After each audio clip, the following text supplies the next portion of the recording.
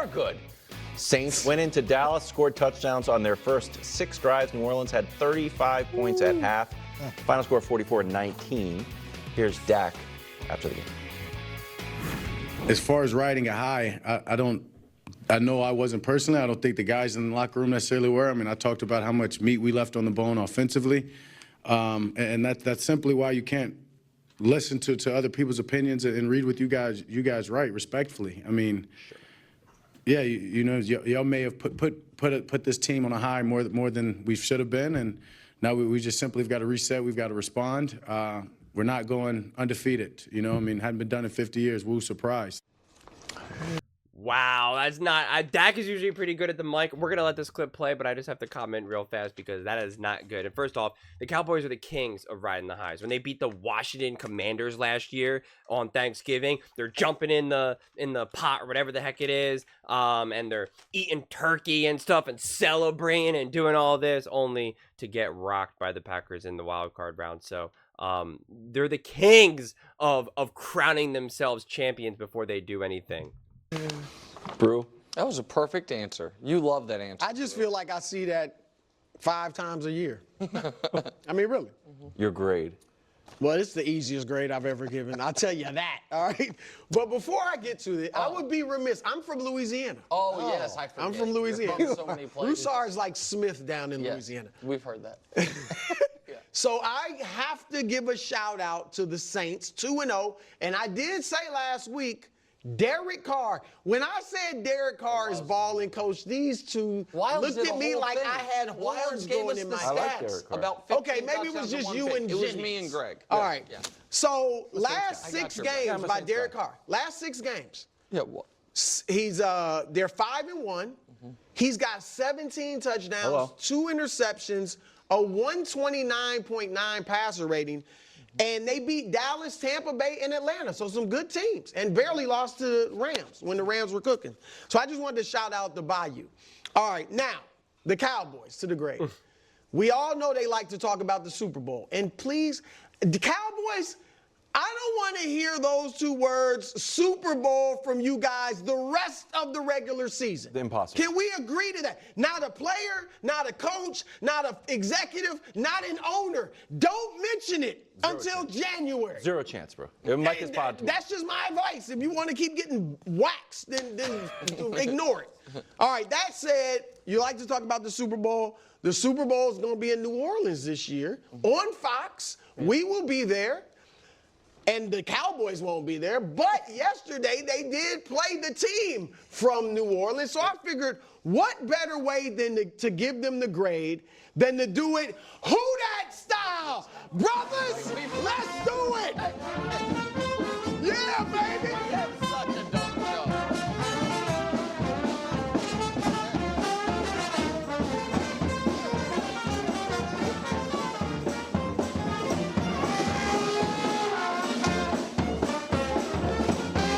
Oh, man. They're going off the rails here. Oh, yeah.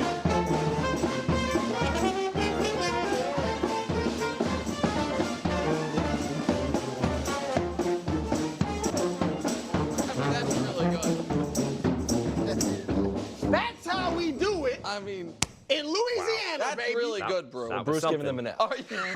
Thank God, by the way, and we'll get to it later, Trevor didn't play great because I don't know if the show could have handled the break dancers, a marching band, and the Royal Trumpeteers. We may never see the Royal Trumpeteers. That's that another is my story. favorite group that we've I mean, had. they were They were outstanding. great. They were great. It just to add one other point to the Saints part of it, Alvin Kamara, 10 touchdowns the previous 2 years. 2 years. Had 4 yesterday, and so here's my biggest concern for Dallas. It's twofold. One is the one thing we were supposed to be able to rely on the Cowboys on was at home in the regular season, they're awesome. Yep. And I'm not going to overreact and say the Packer game broke them, but what I am going to say is the last 2 home games, one was the Packer playoff game.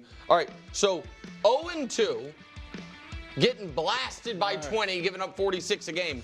The previous 16, coach, 16-0, giving up 17 points a game. So that's a concern. Here's my other major concern. it's almost like proof that you can't just look at a chunk of stats as painting a clear picture. It's almost like you actually have to go through the games, see how the games unfolded, see how they put up these points, see how they won, who were they facing, injuries. It's almost like football is very much more in-depth and complicated, and we can't just look at chunk stats as proof of anything. And I'll give it to you. I thought you weren't here Friday, but my analysis of the game was simple. Cowboys have, for what their strengths or weaknesses, an excellent pass rushing defensive front.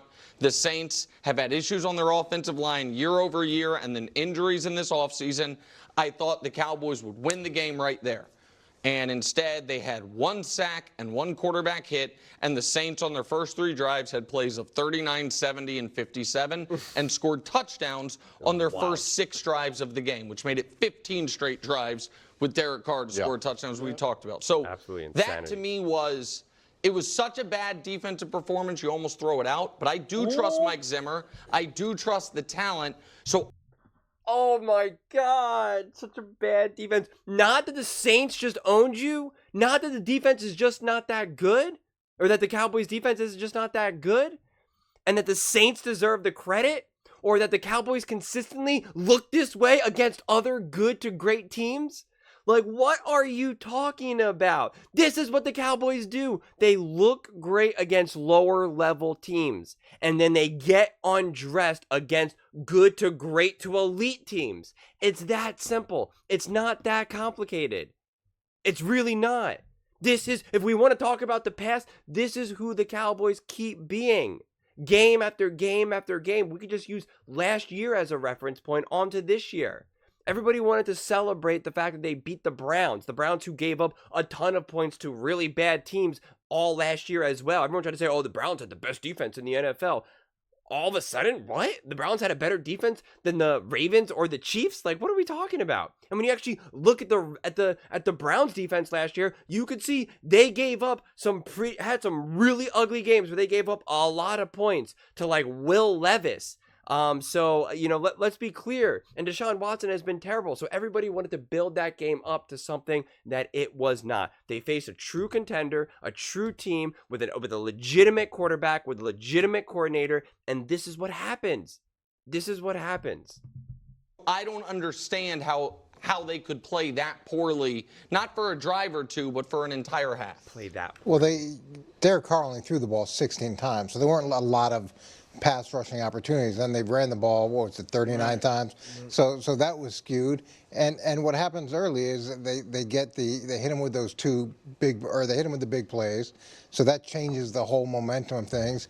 And what's difficult with a new defensive coordinator is as problems come up, there's not a lot of that you can go to the sideline and quickly make adjustments on, because there's nothing to draw from. You can't say, hey, remember 2 years ago when we did this? Remember last year when this problem came up? Everything is new for those guys. So as issues come up on the sideline, it takes longer to get them fixed. Now, this defense should get better, but it's a defense that's, I'm sure, transitioning from a terminology standpoint, from a structure standpoint, obviously from a coaching approach standpoint. And when you get into a fight like this, where suddenly you're taking haymakers, and then you've got to go over and try to settle everybody down, you've got no rapport with the players because only your second game with live bullets with them, and you've got nothing to draw on from past experience that you can quickly adjust to. You're kind of hoping. But so are you predicting we're going to see more of these? A team gets out early. I mean, that's what happened to the Packers, but that was obviously Dan Quinn. So in a few weeks, if this happens again, it's going to be the same.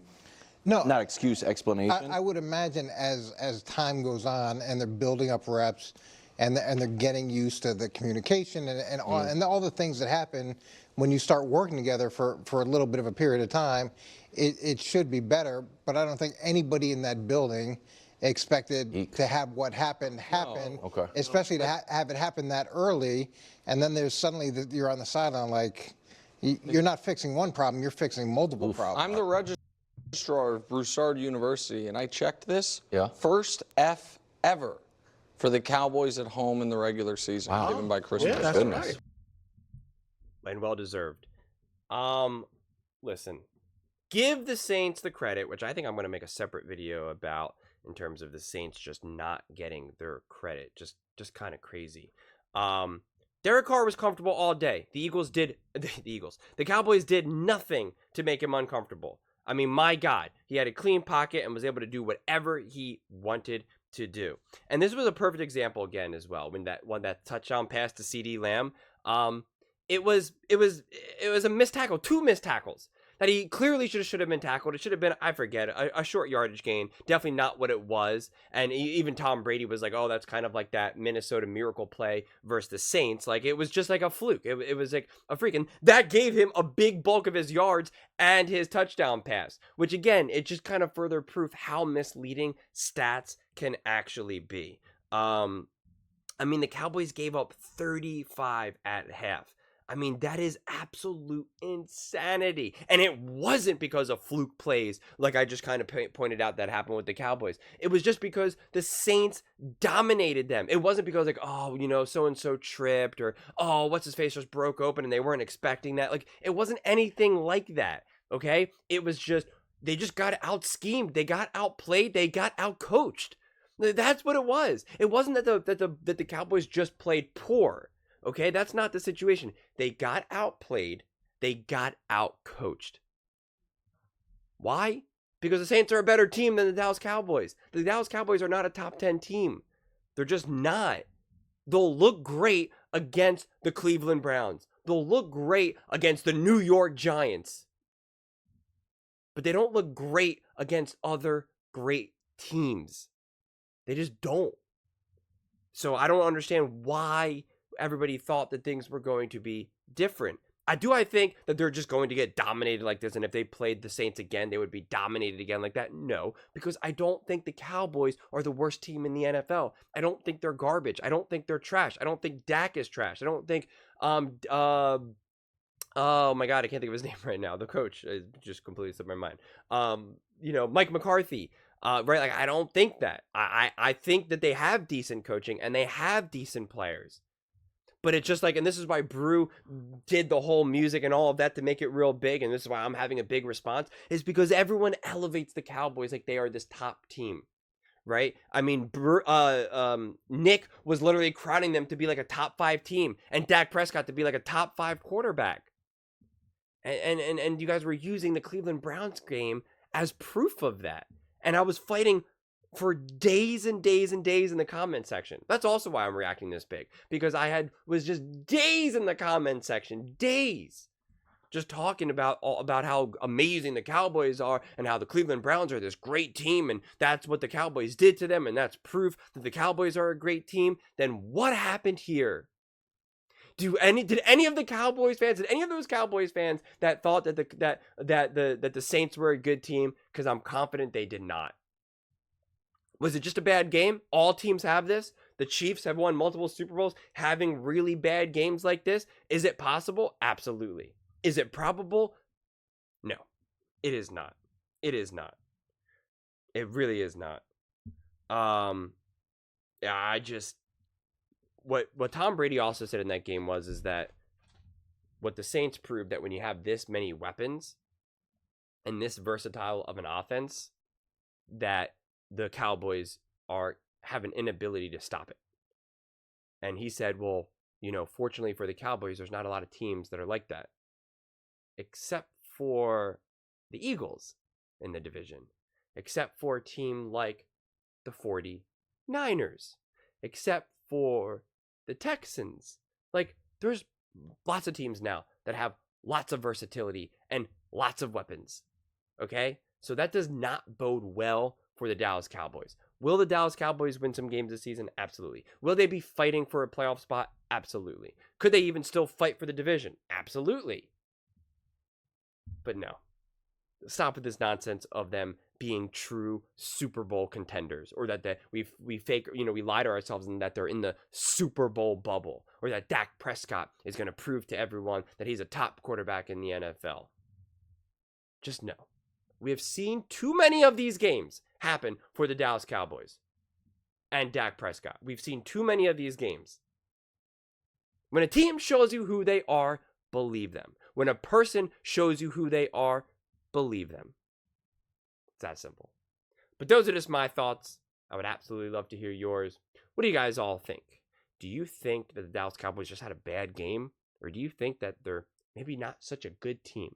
Let me know in the comments below. I read every single comment, so whether you agree with me or disagree with me, either way, let's get in some discussions, let's get in some fights, but ultimately, let's just have some fun. And please do consider subscribing. We are building an amazing community here, and I would absolutely love to see you part of it.